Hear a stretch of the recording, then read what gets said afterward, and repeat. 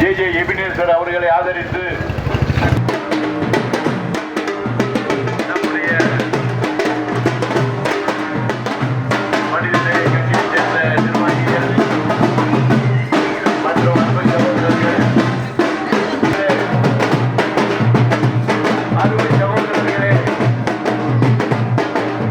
மாண்புமிகு தோழர்களே, மதிப்புமிக்க சகோதர சகோதரிகளே, நம்ம ஆர்கே நகர் தொகுதியில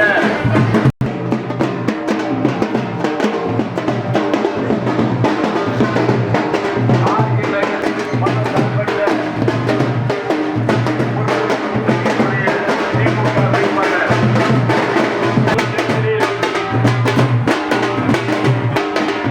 மதசார்பற்ற கூட்டணியினுடைய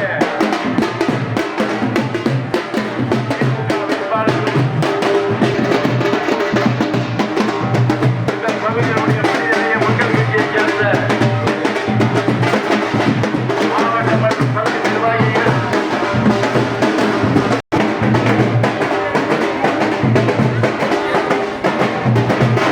நடைபெறக்கூடிய சட்டமன்ற பொது தேர்தலில் மனிதநேய மக்கள் கட்சியைச் சேர்ந்த நிர்வாகிகள் மற்றும் அருமை சகோதரர்கள் எபினேசர் அவர்களை ஆதரித்து மனிதநேய மக்கள் கட்சியினுடைய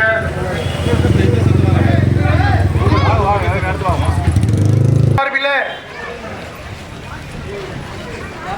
நல்லாட்சி தொடர்ந்திட இந்த தொகுதியிலே போட்டியிடும் வெற்றி வேட்பாளர் அண்ணன் ஜே எபினேசர் எம்காம் பிஎல் என்கிற ஜான் எபினேசர் அவர்களுக்கு உங்களுடைய பொன்னான வாக்குகளை மதசார்பற்ற முற்போக்கு கூட்டணி சார்பில் நீங்கள் வாக்களிக்க வேண்டும் என்ற ஒரு கோரிக்கையோடு எனது பேச்சை தொடங்குகிறேன். தமிழகத்தில் மதசார்பற்ற கூட்டணிக்கும் பாசிச பாஜகவிற்குமான இந்த போட்டி எம்ஜிஆர் காலத்து அதிமுக இப்பொழுது இல்லை.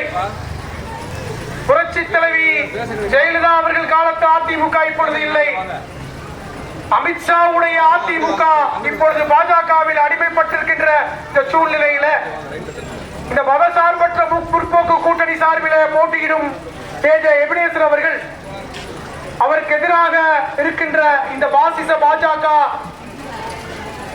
இந்த ஆர்கே நகர் தொகுதியில பெரும் தோல்வியை பெற்று ஜே எபினேசர் அவர்கள் பெரும் வெற்றியை பெற வேண்டும் என்கிற நோக்கிலே நாம் இங்கு பேசிக் கொண்டிருக்கிறோம். கடந்த 5 வருடங்களாக நடந்து கொண்டிருக்கின்ற நல்லாட்சியை பற்றி நம்ம மக்களுக்கு தெரியும். ஒவ்வொரு திட்டங்களும் பொன்னெழுத்துக்களால் பொறிக்கப்பட்டு வரலாற்றில் பதிவு செய்யப்பட்ட பல திட்டங்களை கொடுத்த மாண்புமிகு முதல்வர் திரு ஸ்டாலின் அவர்கள் மீண்டும் வருகின்ற 5 ஆண்டுகள் தொடர்ந்து ஆட்சி செய்து இந்த திராவிட மாடல் 2.0 என்கிற இந்த புதிய மறுமலர்ச்சி ஆட்சியை மீண்டும் மலர்ந்திட நாம் மதசார்பற்ற முற்போக்கு கூட்டணிக்கு நாம் ஆதரவு அளிக்க வேண்டும். இன்னைக்கு நான் ஒரு விஷயத்தை சொல்றேன். இன்னைக்கு மதிய உணவு திட்டத்தை பத்தி எல்லாருக்கும் தெரியும். அது காமராஜர் காலத்தில் கொண்டு வந்தாங்க, புரட்சி தலைவர் எம்ஜிஆர் காலத்தில் கொண்டு வந்தாங்க, டாக்டர் கலைஞர் அவர்கள் காலத்தில் சத்துணவு திட்டமா கொண்டு வந்தாங்க. ஆனால் நமது முதல்வர் தளபதி அவர்கள் காலத்தில் கொண்டு வரப்பட்ட இந்த காலை உணவு திட்டம், இந்த காலை உணவு திட்டத்தின் மூலமாக ஏற்பட்டிருக்கின்ற கல்வி புரட்சி,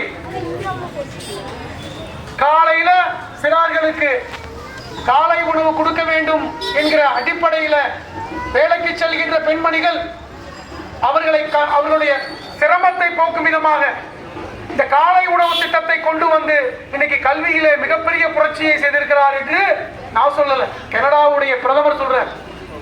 இன்னைக்கு வட இந்திய மாநிலங்கள் எல்லாம் இதை காப்பி பேஸ்ட் பண்றாங்க. இதன் மூலமாக தமிழகத்தில் இன்னைக்கு கல்வியுடைய தரம் உயர்ந்திருக்கிறது என்று நம்ம எதிர்க்கின்ற பாசிச பாஜக ஆட்சியாளர்களே சொல்றாங்க. இரண்டாவதாக இந்த உரிமை தொகை ஒரு காலத்துல இதெல்லாம் கருணை தொகையாக வழங்கப்பட்டது, பாவப்பட்டு கொடுத்தாங்க. ஆனால் இந்த திராவிட மாடல் ஆட்சியில இது உரிமை தொகை, உங்களுக்கான தொகை என்று கொடுத்தாங்க. அடிப்படையில் தமிழ் சமூகம், திராவிட சமூகம் என்பது இலவசமாக நம்ம வாங்க மாட்டோம், ஆனா உரிமையா கொடுத்தா வாங்குவோம். இதுதான் திராவிட மாடல் ஆட்சி. இது உங்கள் பணம், இது உரிமை தொகை என்று கொடுத்து இன்னைக்கு 1000 ரூபாயை 2000 இரட்டிப்பாக நீங்கள் மே மாதம் முதல் வாங்கிக் கொள்ளலாம் என்று நம்முடைய தாய்மிகு முதல்வர் இன்னைக்கு சொல்லி இருக்கிறார் என்றால் அதை பார்த்து இன்னைக்கு காப்பி அடிக்கிறத பாக்குறோம். இன்னைக்கு வந்த கட்சி கூட நாங்க 2000 ரூபாய் கொடுக்கறாங்க. இந்த 1000 ரூபாய் கொடுக்கும் போது எப்படி கொடுத்தீங்க, எப்படி கொடுப்பீங்கன்னு கேட்ட இந்த எடப்பாடிகள் இன்னைக்கு நாங்க 2000 ரூபாய் கொடுப்போம்ன்றாங்க. இப்படி பல புதுமை திட்டங்கள். அதை விட இன்னைக்கு பெண்கள் இலவச பேருந்து போறாங்கல்ல, அது அவ்வளவு எளிதான காரியம் அல்ல. ஒவ்வொரு நாளும் வேலைக்கு செல்கின்ற பெண்மணிகள் தினம் தினம் பேருந்துக்கு 50 ரூபாய் செலவழிச்சுட்டு தான் வேலைக்கு போவாங்க. அடிப்படை வேலைக்கு போனாங்க. இந்த ஆர்கே நகர் தொகுதியில் இருக்கின்ற நம்முடைய குடும்ப சகோதரிகளுக்கு தெரியும், இங்கிருந்து வேலைக்கு சென்று வருவதற்கு சிரமம். அதற்காக பேருந்துக்கு என்று ஒரு 50 ரூபாய், மாதம் ஒரு 1000 1500 ரூபாய் செலவாகும்.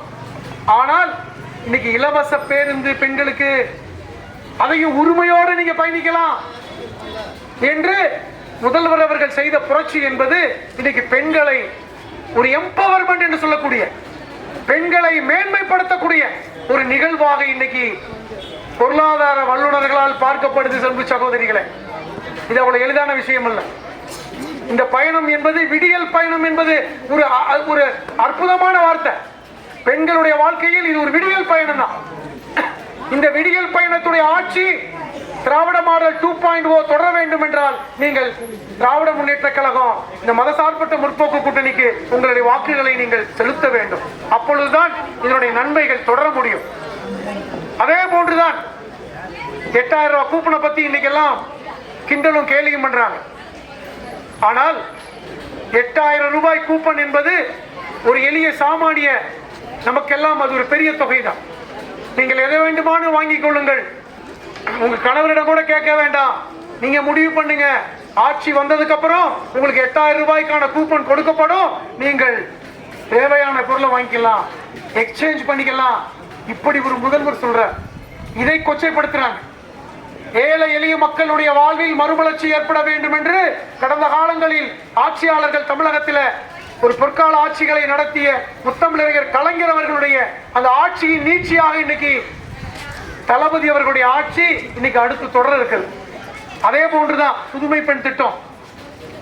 புதுமை பெண் திட்டம் 1500 ரூபாயாக இன்னைக்கு உயர்த்தப்பட்டிருக்கிறது. தமிழ் புதல்வன் திட்டம்.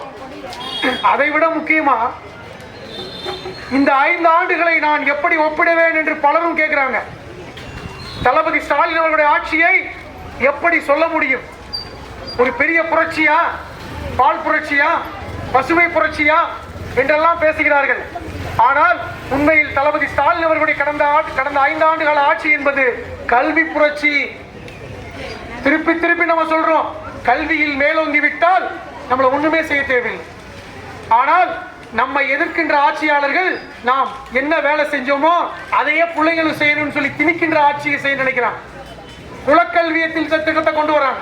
ஆனால் திராவிட மாடல் ஆட்சி என்ன சொல்கிறது என்றால், நீங்கள் கல்வியில மேலோங்கி இருக்கணும், கல்வியில உயர்ந்து நிற்கணும். அது சும்மா வெறுமன சொல்லல சகோதரிகளே, சகோதரர்களே. ஒரு புள்ளி வார்த்தை மட்டும் நான் உங்களுக்கு முன்னாடி சொல்றேன். இந்திய அளவில் +2 முடிச்சுட்டு காலேஜுக்கு போறவங்க ஒரு 100 பேர் இருக்கான்னு வைங்களேன். +2 முடிச்சுட்டு காலேஜுக்கு போறவர்கள் 100 மாணவர்களில் இந்திய அளவில் 28 பேர் தான் காலேஜுக்கு போறாங்க. இது நான் கொடுக்கிற புள்ளி விவரம் இல்ல, இந்திய அரசாங்கம் கொடுக்கின்ற புள்ளி விவரம்.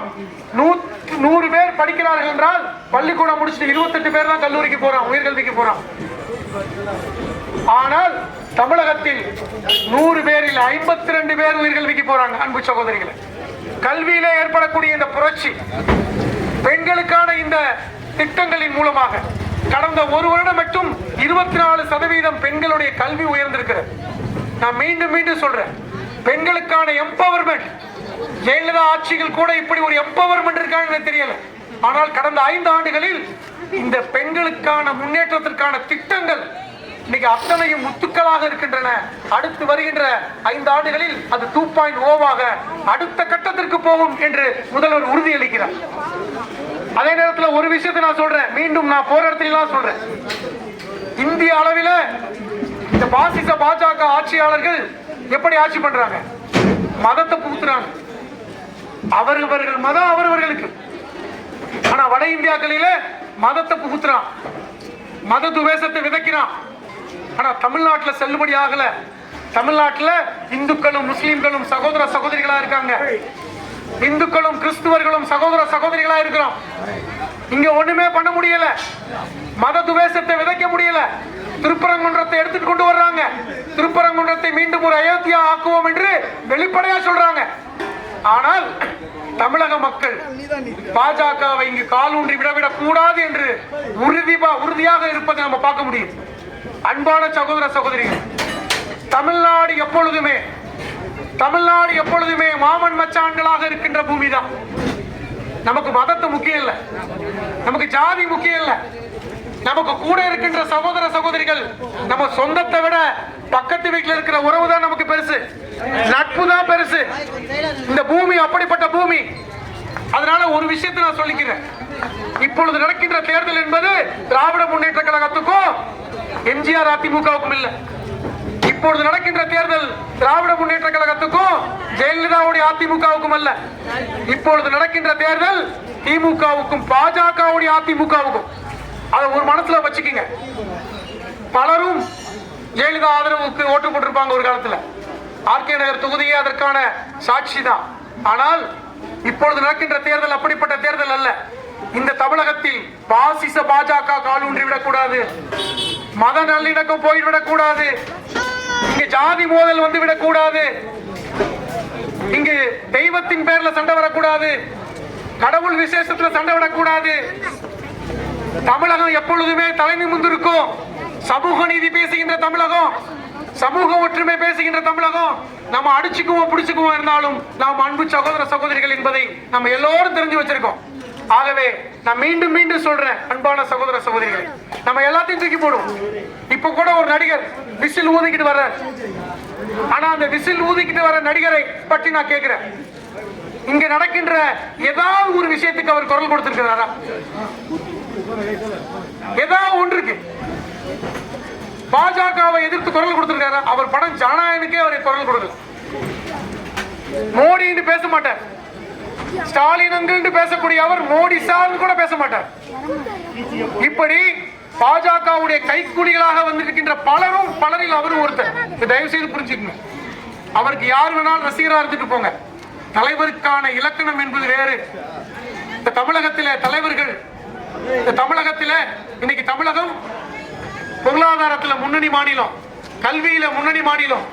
இன்னைக்கு பணவீக்கத்தில் நாம் குறைந்திருக்கிறோம். இன்னைக்கும் நம்ம ஊரை சார்ந்துதான் பீகாரும் உத்தரப்பிரதேச மக்கள் வராங்களே ஒழிய நாம எங்கேயும் போறதில்லை.